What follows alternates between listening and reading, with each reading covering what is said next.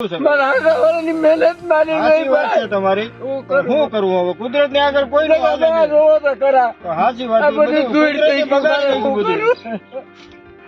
સૌનું પેટ ભરનાર અને અન્નનો કોળિયો દેનાર, ધૂળમાં નાખી ધાનને ધૂળને ઓઢતો આતા.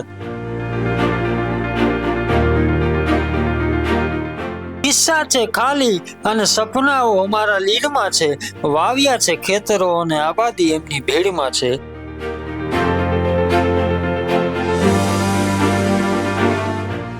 મોર ખાય ચોર ખાય, ભરે સૌનું બાણું, તોય હરખથી કહેતો કે અંતે જે વધે ને એ મારું. અનંત છે દાતારીમાં એ આતાત, પ્રભુ પછીની પૂજનીય બીજી આ નાત. જ્યારે થતી હોય કોઈની દિલેરીની વાત, ત્યારે પ્રથમ પહેલા યાદ આવે એ આ જગતનો તાત. આ ભગવાનનો ન્યાય કેવો અજીબ છે કે ખાવા વાળા સુરક્ષિત અને ખવડાવવા વાળા. હવે આ તો બધે કુદરતની કહેર છે. આમાં આકાશી રોજી છે ખેડૂતની તો સૌનું થઈ જાય, આમાં આપણું થઈ જાય. આમાં આપણું એકલાનું કઈ ન હાલે. આપણા રાષ્ટ્રગીતના શબ્દો, ભારત ભાગ્ય વિધાતા. પણ ખરેખર કોણ છે ભારત ભાગ્ય વિધાતા? कौन है भारत भाग्य विधाता? आज हम बताते हैं कि जिसकी मेहनत से ये करोड़ों की आबादी का ये देश पलता है, जिसका हल चलता है तो इस देश की हर मुश्किल का हल निकलता है. वो हवा की बोली को पहचानता है, वो आसमान के रूप को जानता है, वो एक कण को ये लहराती हुई फसल में बदलने का जादू जानता है. अंदर से इंसान, ऊपर से फरिश्ता है.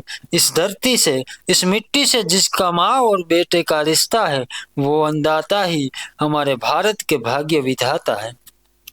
પણ એક વાત છે જે આજે સમજાતી નથી કે અનાજ દિવસે ને દિવસે મોંઘું થતું જાય છે, પણ એને ઉગાડવા વાળો એ ખેડૂત દિવસે ને દિવસે ગરીબ થતો જાય છે. આ ભગવાનનો ન્યાય કેવો અજીબ છે કે ખાવા વાળા સુરક્ષિત અને ખવડાવવા વાળા તકલીફમાં. પરિશ્રમ એની મિસાલ છે, પરંતુ કર્જના એની ઉપર નિશાન છે. ઘર ચલાવવા એ પોતાનું સર્વસ્વ આપી દે છે, પણ એ બીજું કોઈ નહીં, આ ધરતી પુત્ર કિસાન છે. એક ખેડૂતનું જીવન સૌથી આદર્શ હોય છે, જેમાં પરિશ્રમ, ત્યાગ અને સંતોષ હોય છે. મારું ભારત મહાન છે કારણ કે મારા દેશની ઓળખ એક કિસાન છે.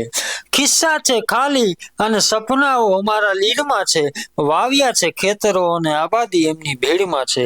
એક વેદના એ પણ છે, એક વેદના એ પણ છે કે દર વર્ષે કોઈ ને કોઈ ઠોકર ખાઉં છું, ક્યારેક વરસાદની વાટથી તો ક્યારેક તીડ અને જીવાંતના પ્રહારથી, ક્યારેક પાકના દામથી તો ક્યારેક તેજ તૂફાનથી.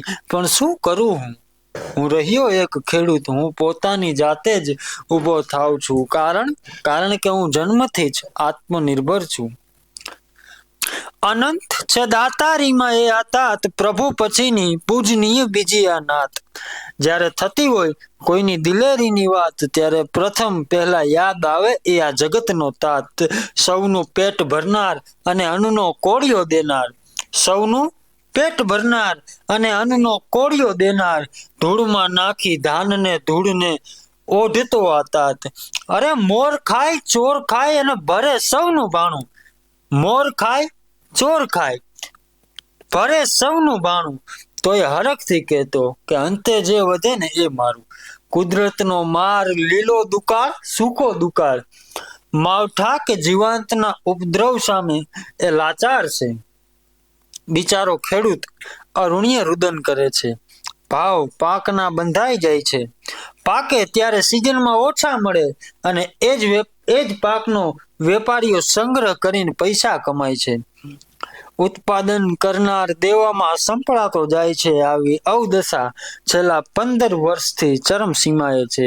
અને હા, હવે આ બાબતે તમારું શું કહેવું છે એમને કોમેન્ટ કરીને ચોક્કસથી જણાવજો. આવા જ વધુ વિડીયો સાથે ફરી મળતા રહીશું. તમે મારી યુટ્યુબ ચેનલને સબસ્ક્રાઇબ કરવાનું ભૂલતા નહીં.